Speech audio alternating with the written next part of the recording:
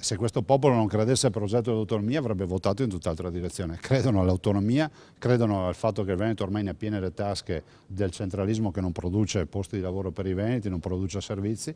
Credono i veneti che l'alternativa sia quella di pensare di essere padroni a casa nostra e lo dimostreremo con il referendum. Le elezioni amministrative sono state, secondo il presidente della regione Luca Zaia, le primarie dell'autonomia, in vista del referendum che si intende celebrare in Veneto proprio a questo scopo. Ma a Venezia c'è anche un'altra richiesta di autonomia con un altro referendum per il quale le polemiche stanno toccando l'apice in questi giorni. Di una consultazione elettorale per rendere Venezia e Mestre due comuni autonomi, il sindaco Luigi Brugnaro non vuole neanche sentir parlare. Una presa di posizione che lo mette in contrasto con la Lega, forza di maggioranza a Calfarsetti, ma anche tra i promotori della separazione tra la città storica e la terraferma. Mestre e Venezia chiedono di autodeterminarsi con un referendum.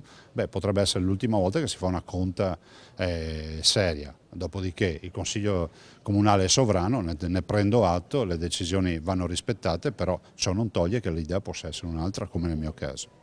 Dalla giunta Brugnaro inoltre è arrivato quel giudizio di legittimità del referendum, per la cui indizione sono state raccolte 9.000 firme, che mette il comune di Venezia in un potenziale contrasto con la regione che potrebbe persino arrivare in tribunale. Noi ci siamo impegnati per il referendum e i nostri consiglieri resteranno impegnati per il referendum. C'è un provvedimento del Consiglio regionale, come tutti i provvedimenti sono impugnabili. Poi rientra nelle prerogative di ogni amministratore o di cittadini di decidere se non gli va bene di pugnare, però sinceramente non penso che la partita sia una partita politica.